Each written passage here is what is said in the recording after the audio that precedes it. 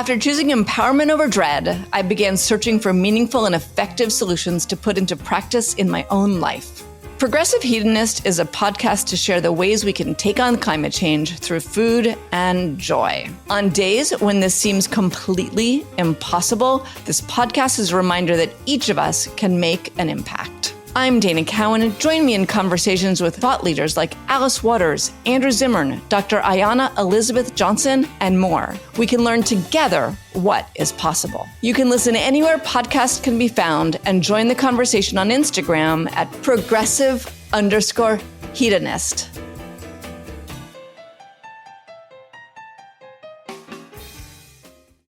You're listening to Heritage Radio Network.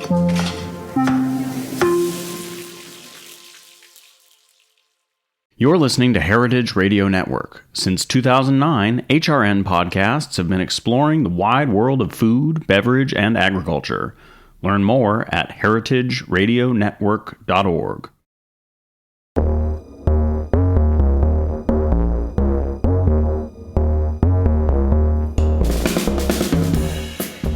This is Gastronomica, an HRN podcast. I'm your host for today, Irina Mihalake. I'm joining you from Toronto or Takaronto from the past, present, and future lands of the Huron-Wendat, the Seneca, and the Mississaugas of the Credit. This series is produced in collaboration with Gastronomica, the Journal for Food Studies. Our fall issue, 24.3, is now available. This latest issue explores the care work of food through stories, voices, and lived experiences of connection and collective care.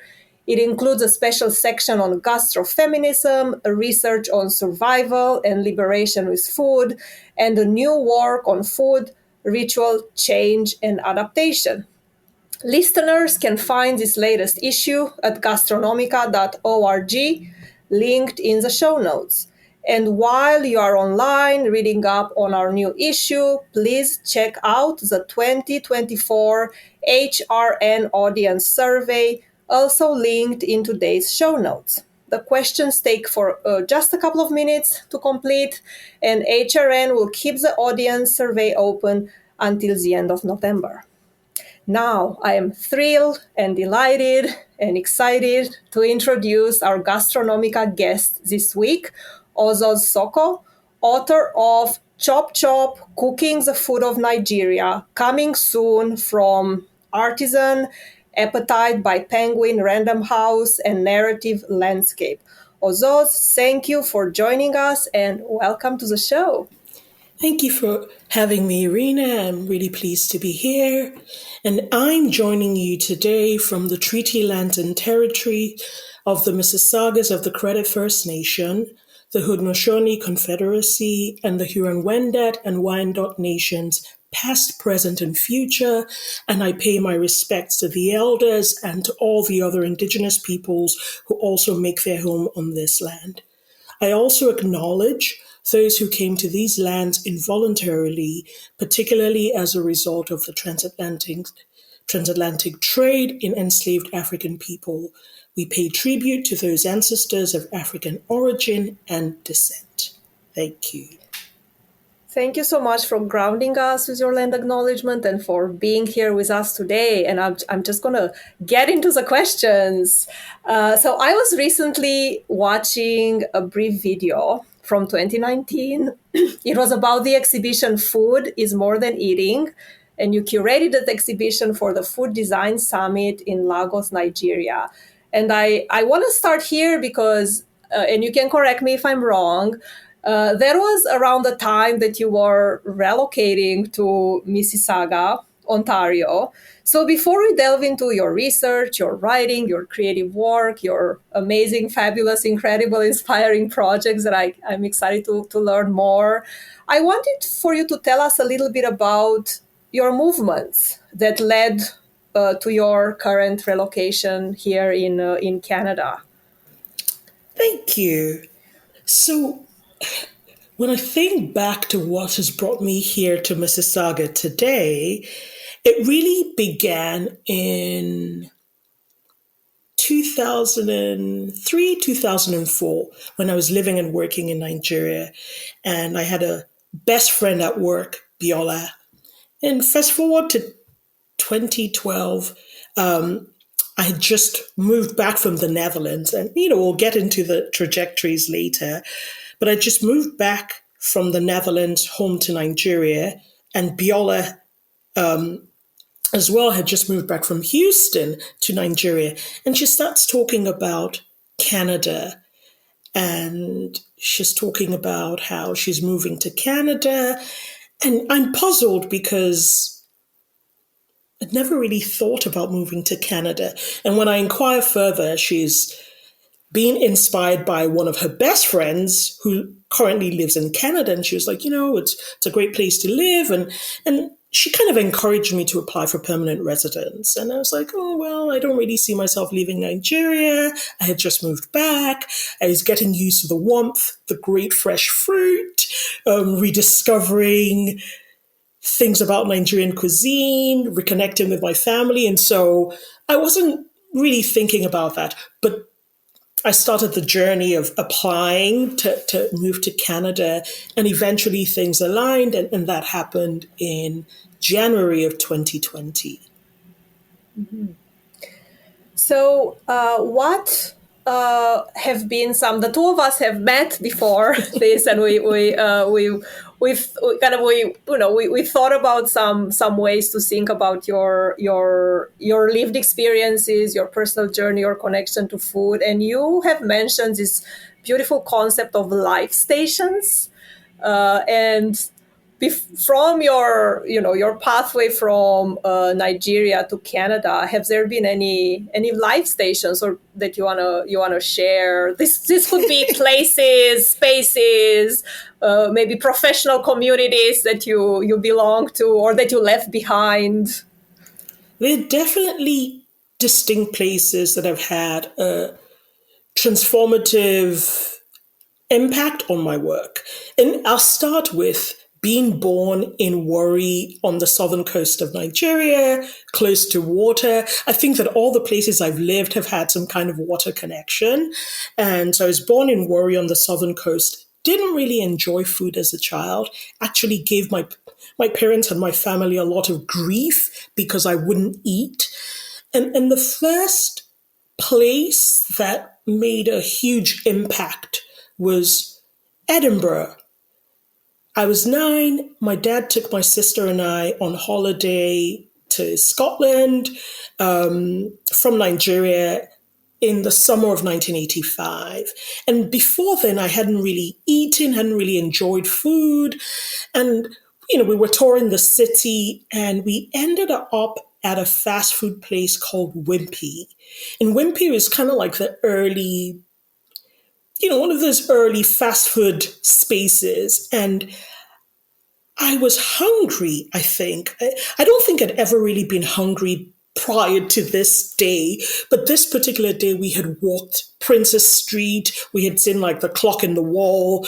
The Edinburgh Fringe Festival was on, so we had kind of partaken in that. It was just, I think I was exhausted and hungry. We walked into Wimpy. I gobbled up a kid's meal of hamburger, fries, and an orange soda called Mirinda. Asked for seconds, and my father was in shock because it was the first time he had seen me eat without threat or tears. And I think that was a transformational moment. We went back to Nigeria, and then when I was a teenager, around 13, 14, my dad got transferred to another city in the south, also on the coast, called Port Harcourt. And I think there I really started to find my way around the kitchen. My dad was a great cook. My mom was a great cook. And so I ended up spending a lot of time in the kitchen learning to make things from scratch. And my dad would make us like really fancy, but simple breakfasts and lunches. And so my interest in food definitely deepened. And then I moved to the southwest of the country to go to university studying urban and regional planning, and quit after 3 years. And then moved to Liverpool. Again, water. Moved to Liverpool. And it was in Liverpool that I really started to understand the dimensions of food beyond eating. I understood a little bit more the concept of comfort food because I was homesick. And so cooking to soothe my soul, to kind of remember home became very important for me. But I also started crafting recipes. That was the first time I started developing recipes, writing them out, testing proportions and things like that. I moved back to Nigeria after graduation, back home to worry. My father passed. I then began to eat more, research more, learn more. And then shortly after, had a family, had children, and then moved to the Netherlands, where I think a pivotal event happened that kind of plunged me into the world of food history and food research. And that was, one, not really liking my work. I was a geologist and I didn't really enjoy conceptual thinking, but I found that I could apply that conceptual thinking to food. And I met a Brazilian who shared with me the connection between Nigerian cuisine and Brazilian cuisine via Afro-Brazilian dishes like acarajé and mingau. And I was stunned because I was in my 30s, but had never really envisioned or understood or known of Nigerian cuisine as having this layers of history and meaning, but also that movement had caused them to be rooted and planted in new places. And then moved back to Nigeria after the Netherlands, and then moved to Mississauga, Ontario, Canada, where I currently make my home. Oh my gosh, thank you so much for the journey.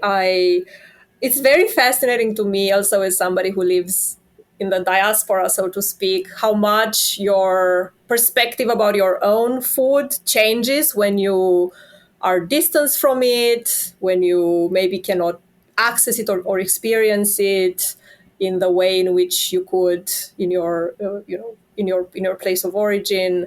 So I wonder what was the impact of your mobilities on your work with food? And I know there's a very big question, so I'll pose it, and you start from whatever place you want to start us. But how has mobility impacted your work with food, which is very multidimensional to begin with? It has made me more appreciative of my culture and cuisine.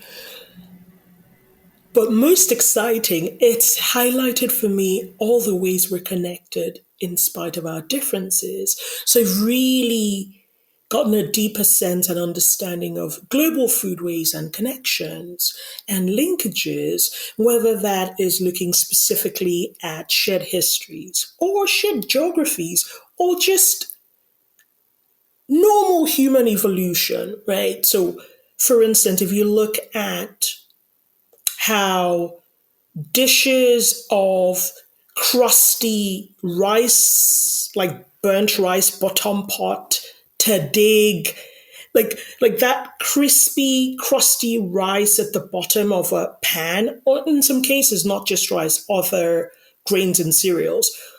But you'll find that across cultures all over the world. And I think that there's a primal linkage and connection to fire, to the kinds of things that were first popular in cooking when we discovered fire and things like that. So that's very interesting to me, all of those connections. But also the journeys of certain dishes, like certain dishes and drinks and techniques and practices you can trace across countries, across modern borders that likely didn't exist in the fashion that they do today. I think my palate has been embroidered and stretched and blessed because I've been opportune to taste so many different things, right? I've been exposed to new flavors, new smells, scents, aromas. Yeah. these movements have definitely impacted the way that I see food, but also have helped me recognize patterns. Mm-hmm. And in this, in these kind of moments of reflection, multisensorial reflection, when was it that Kitchen Butterfly? Many of our listeners here might know, might be followers and readers. I am one myself. Like, where did Kitchen Butterfly emerge in these life stations and movements that you have shared with us? So Kitchen Butterfly was born in September of 2008. And I was It has a birthday. It has a birthday. I might not be able to tell you the exact day, but it has a birth month. But it was September 2008, and I was living in the Netherlands. And I think I was at the height of my frustration with my career as a geologist.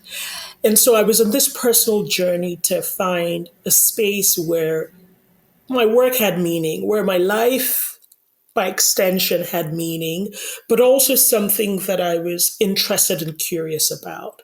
And it turned out to be that food was that place, but also not just food, but writing and kind of cataloging.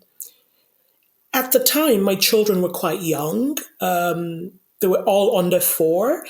And I knew that they had a taste of Nigeria already kind of stamped on their palates, but I wanted to kind of journal their growth through Nigerian cuisine, but also their growth in this new place, discovering other things and other food things. So Kitchen Butterfly was kind of my response to fighting this quarter-life crisis and making space where I could be my own boss. Pretty much. And what kind of stories and content do you share on Kitchen Butterfly? What do you hope that it does for its readers, but even primarily for West African and Nigerian culinary heritage and its spread as a cuisine around the world? Because I know that's something that to me stands out in all the work that you do. You are advocating for your cuisine to be known to outside of Nigeria in ways that probably are not yet imagined by cooks and chefs and other audiences. My hope for Kitchen Butterfly is that it's a reference point that lives, that breathes, that people can search for an unknown Nigerian ingredient and find not just the name of it, but find a little bit of the history and the culture and the practices, but also its place in the culture and cuisine. And I'll give you an example that really stands out for me and warms my heart. So my niece, Ibie, kind of like the first child that I ever raised, my older sister's daughter, lives in the UK, and one day was she's trying to explain a dish of cassava chips to a friend of hers. She only knew the name in the language from the south of Nigeria where she's from, and it's called umbrakasi. And she was like, well, I don't even think I'm going to find anything about it. But she searches and a blog post on Kitchen Butterfly comes up. And she's stunned because not only does it show the dish in photographs, it mentions the name, it talks about the processes, but her grandma on her dad's side was the one who had actually gifted me this umbrakasi. And it was the first time I was having it, or one of the first times I was having it, so I was intrigued by the texture. But I had written this blog post that my niece, 8-9 years later, found that helped her kind of fit in a piece of a puzzle. And for me,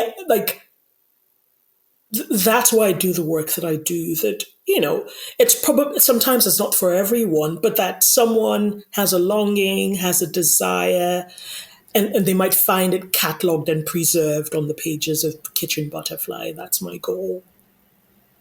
And I love that you said catalog and preserve, because I wanted for you to also tell us a little bit about Fista Freak, which I think for many of us who teach food or who think about food globally has become a reference point. So tell us a little bit about Fista Freak, how it came into being, how is it growing? Thank you. Feast of Freak was originally conceived in 2013 as a quarterly food journal.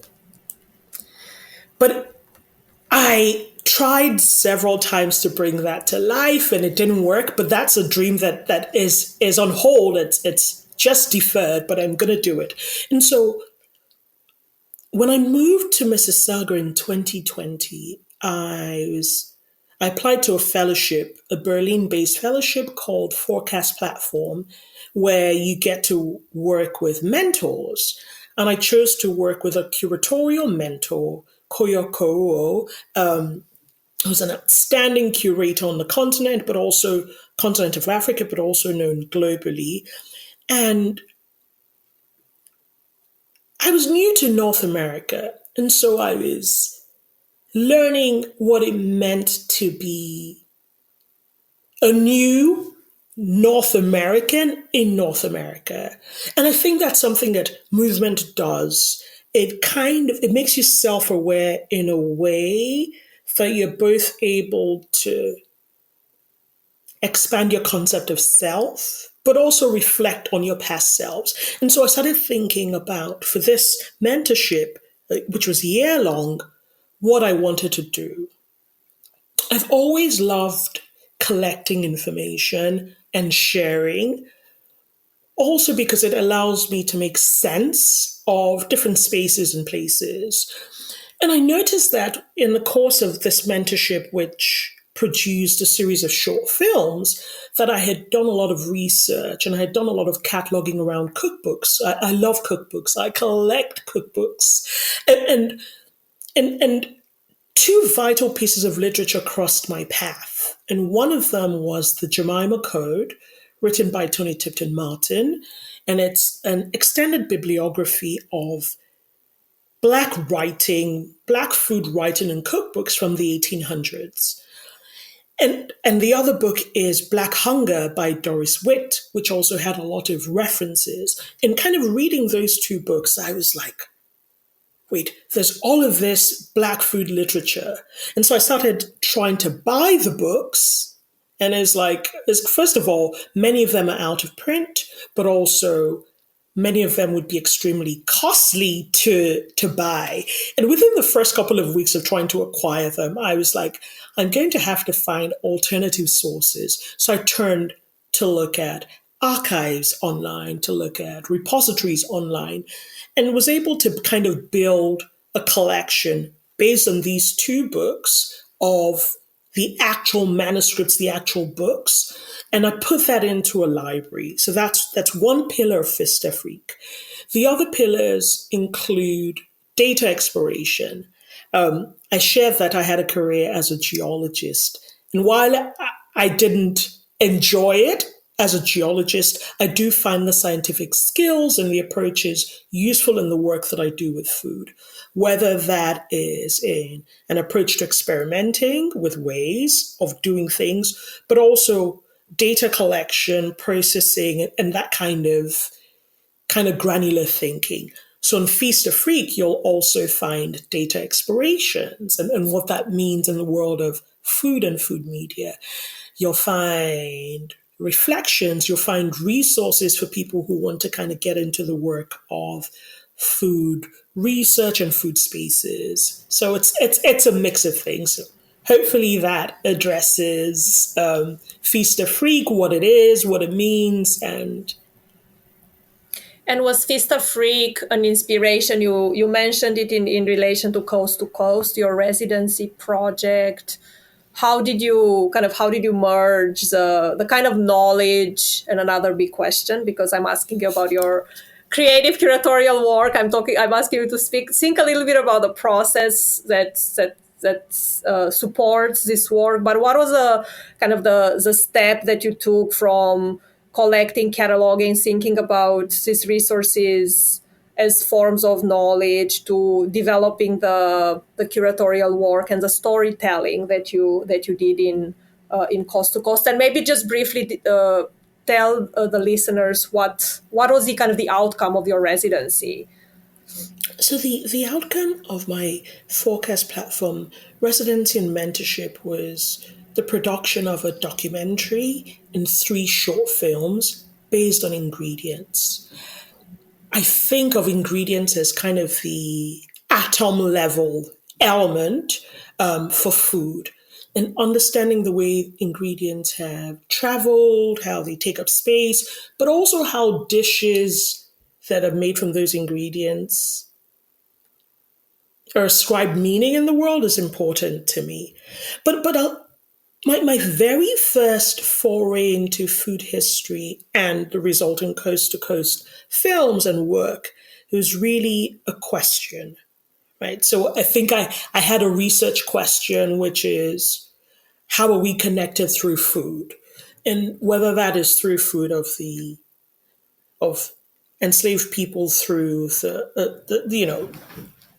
transatlantic trade or geographies. So there's a primary research question: is how does food connect us, and how are those connections made visible, and how are those connections described or viewed in the world? Because you tend to find that there's a variation depending on the place of origin and perceptions, that foods with similar characteristics, similar origin stories, can be lauded in one situation but disparaged in another. And so that made me curious. And I've kind of built my work on the research question and then going through the process of who, what, when, where, how, why.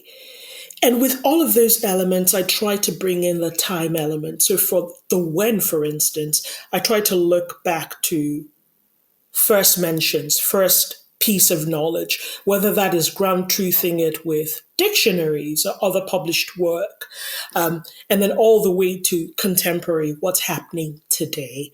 And then what are kind of like the touch points along the way. And kind of like the meat of it is defined by reading, but also oral history and discussions, a lot of thinking, a lot of mapping, a lot of trying to understand what the connections mean. So, yeah, research work to outcome. And how the outcomes usually are expressed in a variety of ways, because that's the kind of person I am. I like everything when it comes to food. So I like photography. I like writing. I like audio work. I like video work. I like the art, like visual arts. I like sculpture. Right? So I push myself to try to explore new forms, but also new collaborations, working with other talented people, and just trying to explore the things that I have in my head, pretty much. And I have to say that I was just rewatching some of the videos, and I was watching the video, which was, I think it was a promo for Coast to Coast, where you are in must be your Mississauga apartment in your kitchen, and you're cooking an incredible cassava. Was it a salad? Cassava? Yes, cassava salad, and you took the coconut and you grounded the coconut meat. And I what you just explained right now just lives in the way that the video was produced. I could sense you kind of cutting all the ingredients, putting them together. It was a beautiful hungry making experience for me. So what you said really resonated. So we talked about journeys, we talked about mobility, you shared some beautiful food memories, you talked about your process, your work. let's talk about the cookbook. And I have a lot of questions because I am so, the listeners don't know that, but we are really good friends in real life, and I've witnessed the growth of this cookbook, and now I can ask a lot of questions about it, and have been instrumental in support from the very beginning. So thank you. That is very kind. But we are here to talk about the cookbook and your work, and I'm always curious. Why did you decide that a cookbook is the most suitable avenue to share your work, your memories, your culinary knowledge? Why a cookbook? You've experienced such an incredible range and a diverse range of media and avenues to share your knowledge. What led to the cookbook? I started reading cookbooks as a child. We didn't have many Nigerian cookbooks, so I read cookbooks of other cultures, cuisines. I saw beautiful photos. I saw representation. And I would cook from those cookbooks often. And I think around the time I started my blog, so 2008, 2009, when it first was published online, I was consuming a lot of cookbooks. And I think the question started to come. Why are there no Nigerian cookbooks? Why am I not seeing Nigerian cookbooks? I want a Nigerian cookbook. And so as far back as 2008, I had it on my dream list to write a cookbook. At that time, I didn't really have the knowledge of Nigerian food history, didn't really know about foodways connections to the Black Atlantic, from, the American South to South and Central America to the Caribbean islands. I had none of that. But the cookbook was something that was an idea that kind of was planted in 2008, and it never left. And so and then I thought about different cookbooks along the way. I thought about writing a churros cookbook because I had been to Barcelona and I had fallen in love with churros, but that didn't work. I thought about writing a new Nigerian cookbook that kind of looked at reimagining Nigerian cuisine, so giving old recipes, old ingredients new life. And eventually, in 2019, I was like, I'm going to do this. And I started taking steps, even before I moved to Canada, to do that. I started taking steps. My friend, James Ransom, and the photographer of the book, visited me in Nigeria. And we didn't have a concept, but I knew that the cookbook was going to be about Nigeria. We took lots of photos. And then I moved to Canada in 2020, and the lockdown happened. And during lockdown, even before the lockdown, I was like, okay, I'm going to work on my book proposal. And yeah, the whole journey just began then, like the actual journey that has birthed this cookbook. And found an agent through a great friend, Anne McBride, and then just everything just kind of fell into place, and ended up writing this cookbook over the last few years that has been a journey. Okay, so I'm not going to ask the question that I dread whenever people ask me, what is Romanian cuisine, right? I'm not going to ask that question, but I do want to get a sense of what you wanted to share that was important to share about Nigerian cuisine, its culinary heritage. So how do you hope your cookbook will challenge readers? And some of your readers might be Nigerians, some of them might be not, some of them might be West Africans, so maybe they have a geographical, regional connection. But how do you hope to challenge your readers in how they understand Nigerian cuisine and culinary heritage? What do you want us to reflect on as we engage with your cookbook? What do you want us, and I say us because I'm going to be the first reader of the book cookbook when it comes out. What do you want us to pay attention to? I think that if you've casually come across Nigerian cuisine online, it's likely that you've encountered fufu in a variety of contexts, which is a soft dough, unleavened dough, swallow mix that is quite popular online, or jollof rice, which really has its roots in Senegal and the Senegambian region. I'm hoping that Chop Chop gives readers an overview of Nigerian cuisine, but also a framework to understand the cuisine, a framework to understand the pillars of the cuisine. What are the typical ingredients? What was like a pre-colonial versus post-colonial? What do pre-colonial and post-colonial foodways look like? What is the intersections? How have Nigerian ingredients, but how has Nigerian cuisine left global trails across the world?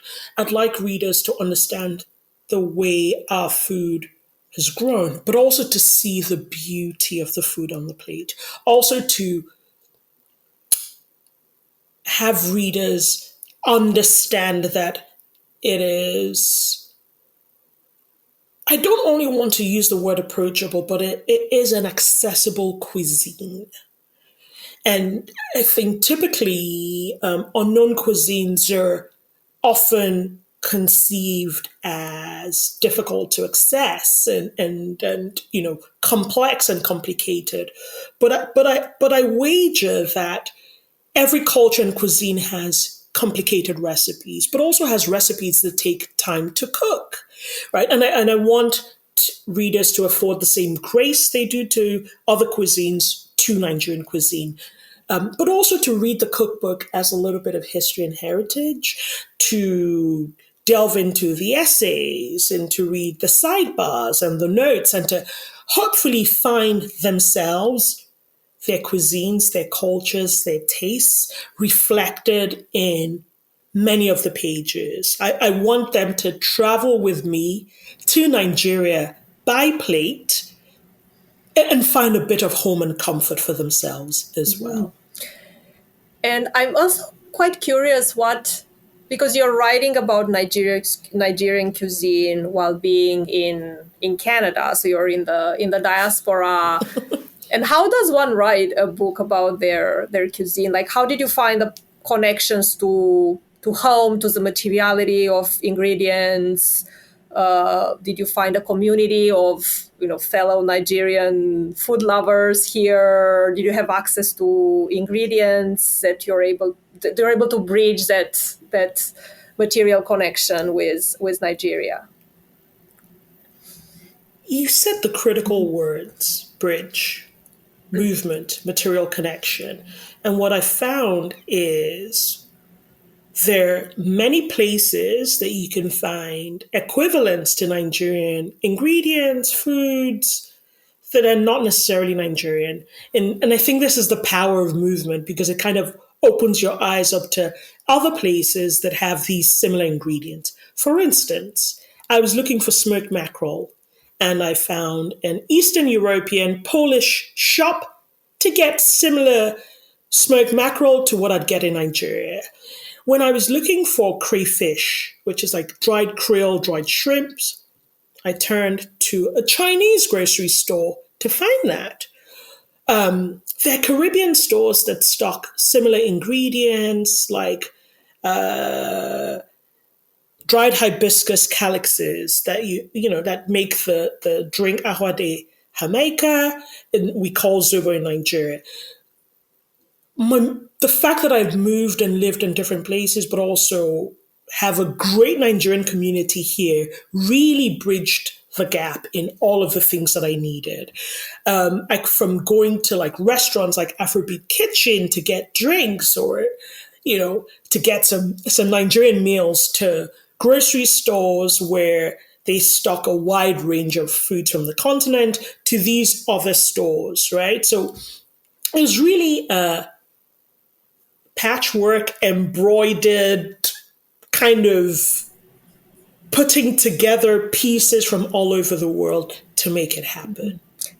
And I'm grateful for that journey and experience as well. And I'm going to have to ask this question, but either a recipe that you want to share with us, either because maybe it was a challenge to include, or a recipe that you're so excited about sharing with the readers.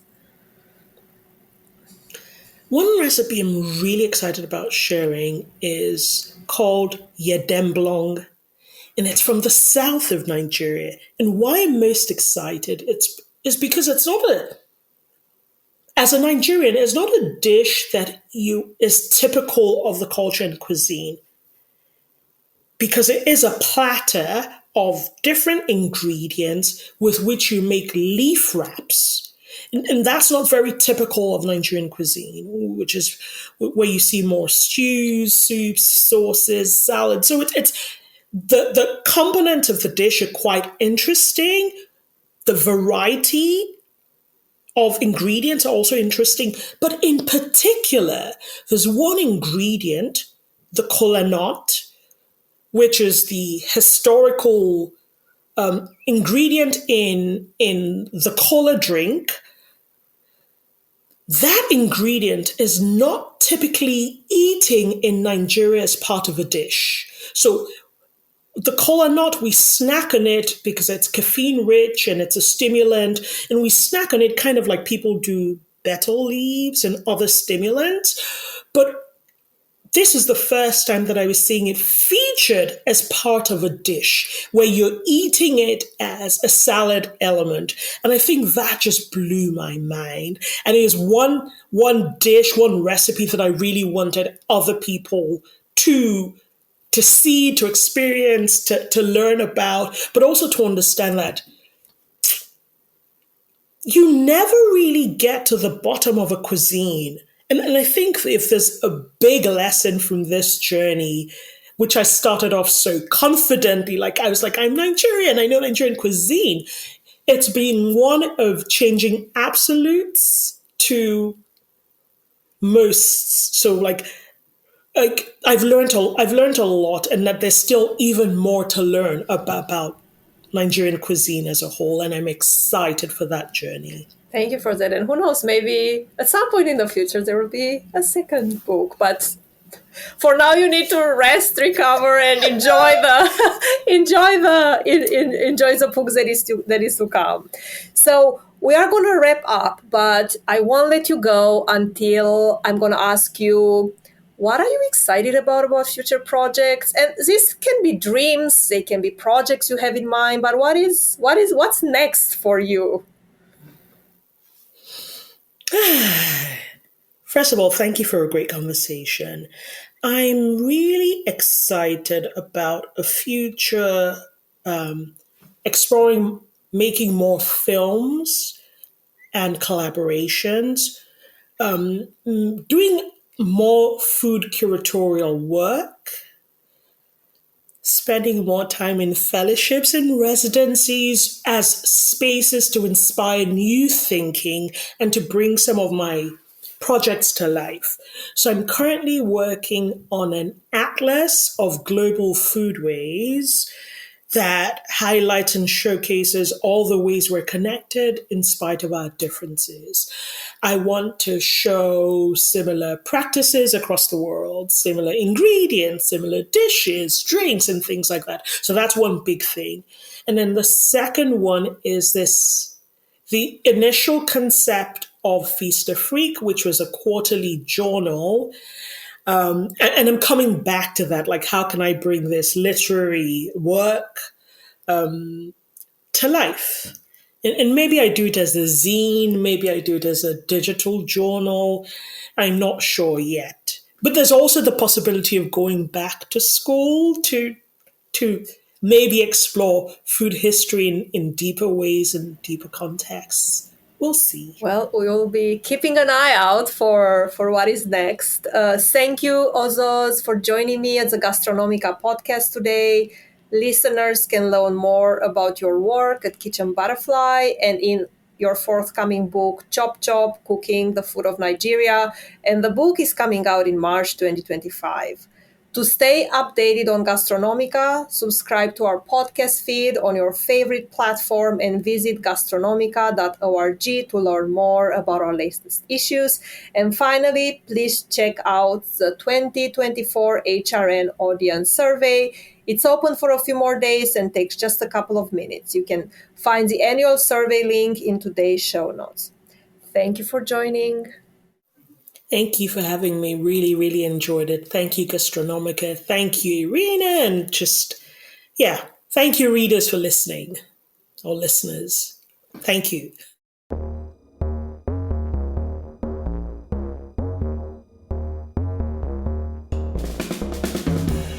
This show is powered by Simplecast. Thanks for listening to Heritage Radio Network, food radio supported by you.